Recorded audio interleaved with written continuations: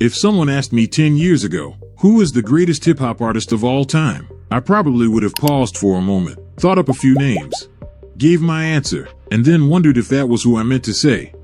But with everything that has happened since the beginning of his career to where he is at today and what his future holds, I can easily and emphatically say that Nas is undoubtedly the greatest hip-hop artist of all time.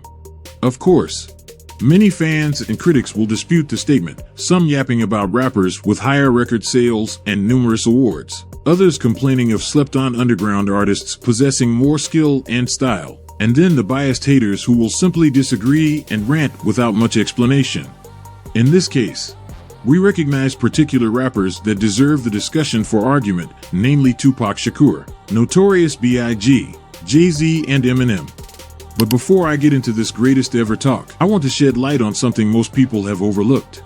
I first began listening to hip-hop in 1985. At that time, radio stations in Los Angeles were playing top 40, rock, heavy metal, new wave, and adult contemporary music in heavy rotation. The first traces of hip-hop weren't heard on the radio until 1983 when the emergence of popping and breakdancing exposed electro hip-hop on the local airwaves with artists like Afrika Bambaataa, Grandmaster Melly Mel, Ice-T, and Twilight 22 to name a few.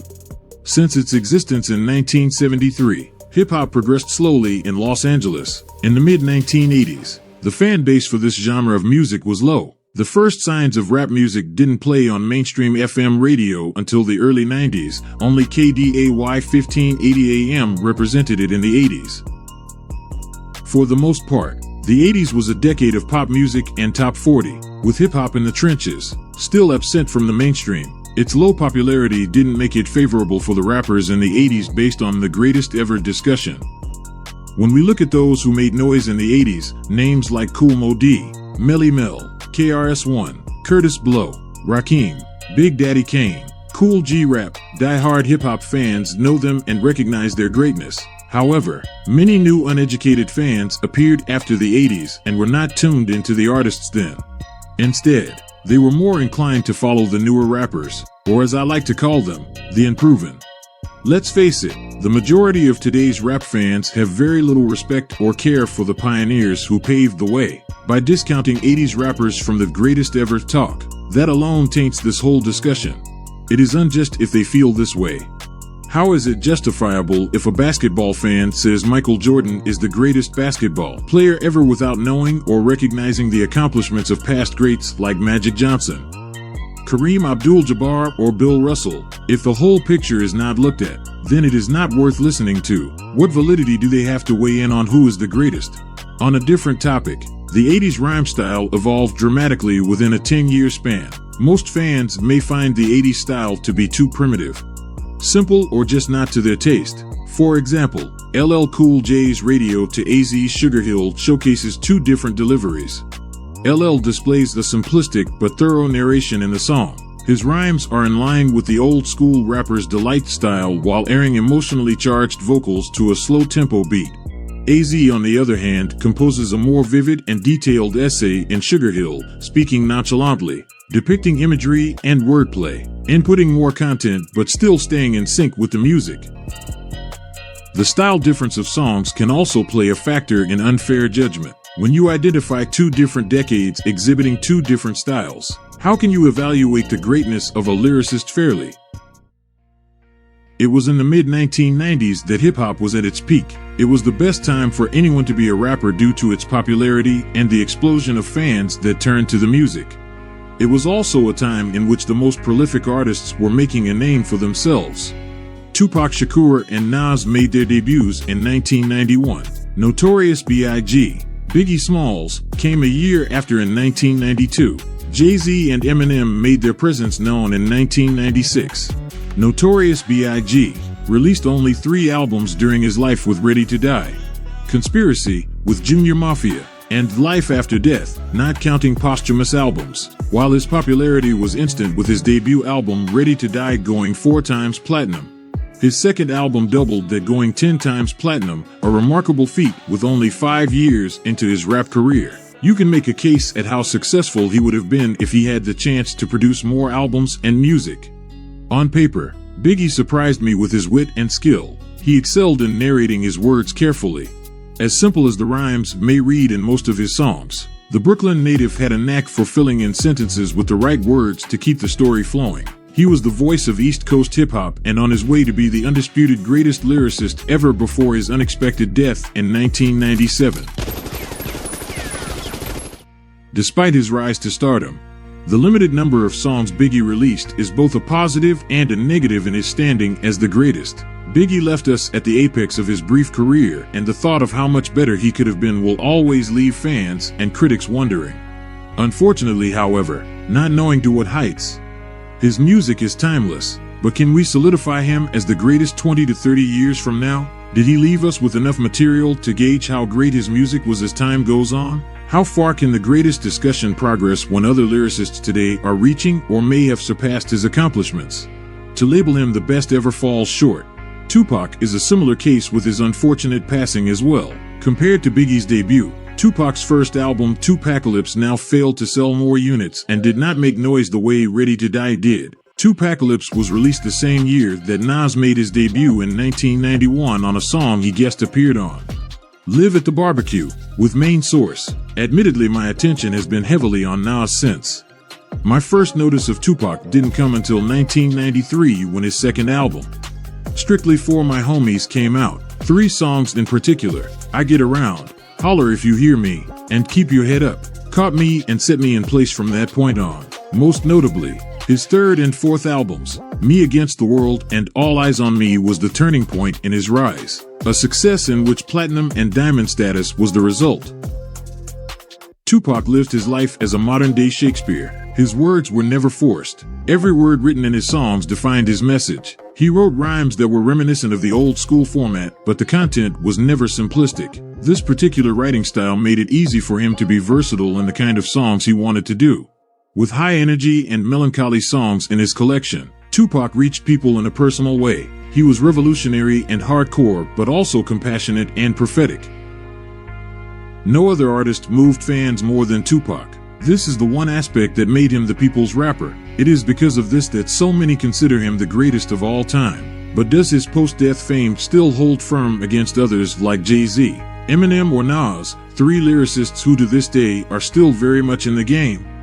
With 6 albums contributed, excluding his posthumous albums, most of them going platinum, Tupac gets the upper hand on his accomplishments over Biggie. Based on collected responses, Tupac holds a slight edge in popularity over Biggie as well. Joe, this is Tupac. But you're watching the big picture, man. Y'all got to back off my bids. Back off my bids. Eminem, however, is a different animal compared to both. Eminem is a technical lyricist. During his pre-aftermath days, a young fiery Slim Shady, his alter ego, was first heard in 1997, freestyling on the air on a Los Angeles radio show called The Wake Up Show at radio station 92. Met a retarded kid named Greg with a wooden leg. Snatched it off and beat him over the head with the peg. Go to bed with the keg.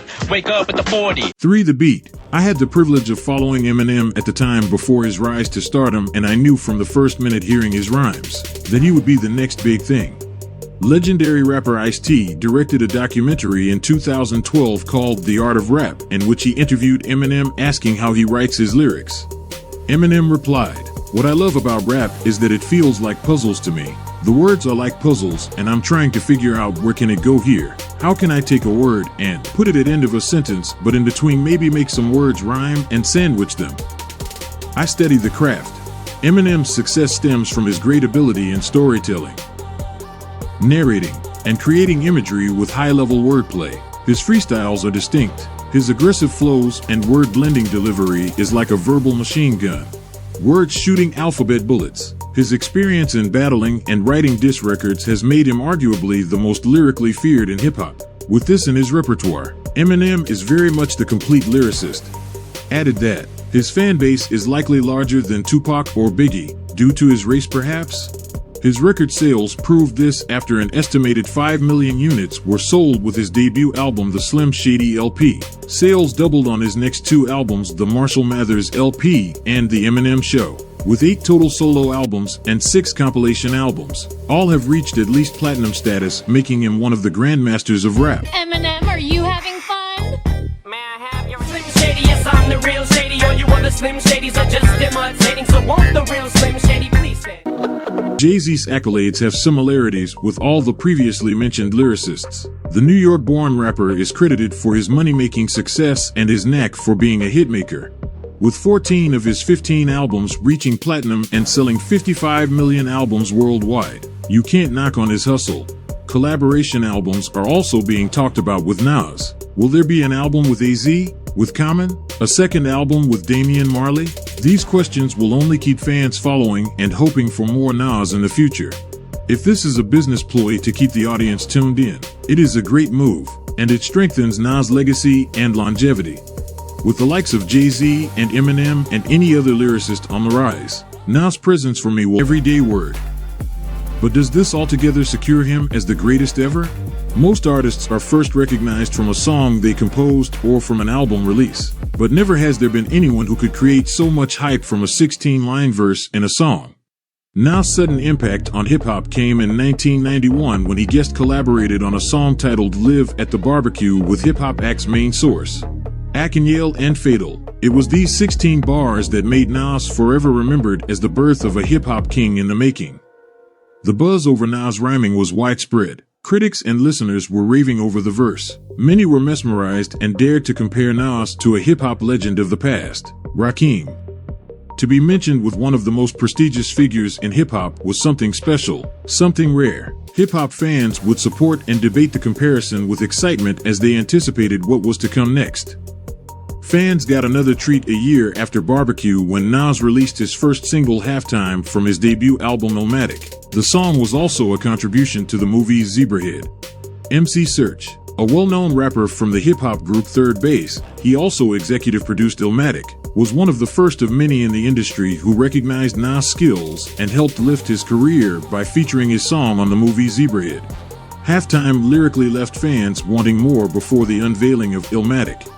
In all my years following and listening to hip-hop, there were 3 albums in particular that had enormous hype and anticipation. Straight Outta Compton by NWA, Doggy Style by Snoop Dogg, and Illmatic were all critically acclaimed and did not disappoint in their release. These 3 catalogs today all fall under my all-time favorite hip-hop albums. I remember one morning going to school seeing and hearing people ditching class to go buy the first copy of Illmatic.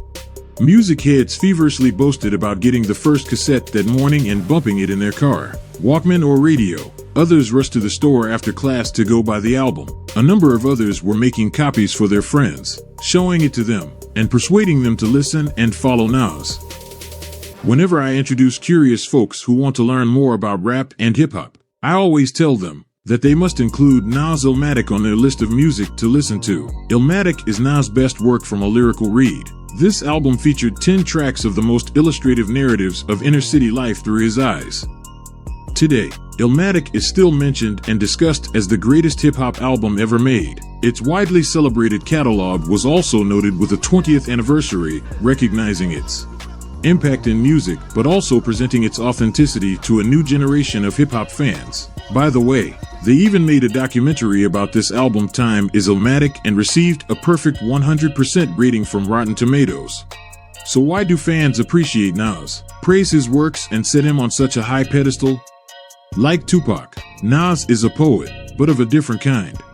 Tupac was straight to the point with his messages, natural and direct. Nas utilized storytelling with wordplay and emotion. Both rappers exhibited a personal element in writing through their music, and it reached people. Tupac touched base on things that can be related to in our own lives and experiences. Nas presented self-expression and metaphorical scenarios, but in a way that painted a clear illustration through words. Nas' content is filled with enriching quotes and thoughts. I marvel at his wordplay, especially, like Biggie, in making his points clear in his songs. Eminem, Jay-Z, and Biggie are equally great lyricists. Each of their skill sets define their individuality and how they narrate their music. Eminem, however, is so gifted technically with the elements and rhyming that I find him above Nas on that level. On an emotional level, the 3 artists leave me a bit short-ended on a deep-feeling aspect beside Nas and Tupac. With 8 consecutive platinum and multi-platinum albums with over 25 million records sold worldwide, Nas has had his share of record sale success, but nothing in comparison to the other rappers. The fact that he has never won any major awards is something he accepts. In an interview with VH1 in 2012, Nas admitted to being the underdog compared to his peers and said he thought of himself as the most mainstream underground artist. The fact that I've not won lots of awards is really a cool thing in a way. I'm able to sustain and still do what I do without the accolades that everybody else gets, and it makes people like me more. It makes people know that I'm going to always be true. Nas may not get the awards nor the grand honor in the limelight, but his acceptance of being who he is and making his own music goes beyond any record sales figure or achievement award. It is because of this that I see the genuine nature of Nas, and my appreciation for him is multiplied. In a documentary by Pradeep Dillian Media, Nas talks of creating his own road in his music and offers words of wisdom through his life and presents it. Something he has done for us throughout his career with his songs. There is no current lyricist who has been in the game longer than Nas, from the time he came into existence in 1991.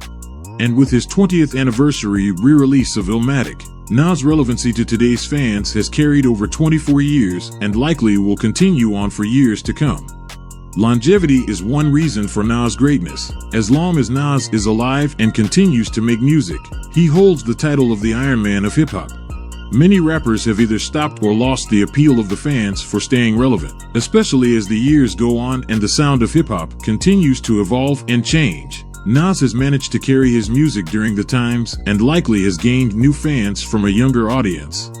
Jay-Z and Eminem have also crossed generations and modernized their music to be heard and appreciated. Both artists are 5 years off from Nas' long-standing hip-hop career, but are also legitimately Iron Men defined by their own accomplishments and accolades. I would agree that these three are among the top of the hip-hop mountain today. Nas' greatness is not just rooted in his writing alone, but in the topics/concepts of his song. Some of Nas' best works have not been released as singles but should be highlighted to really show his creativity and how the songs stand out from other rappers. Every lyricist mentioned in this article deserves praise for their accomplishments. But Nas' future is still in the minds of fans, one news bit that has been mentioned for so long. A full album with hip-hop producer extraordinaire DJ Premier providing the beats. Fans want this and continue to be hopeful.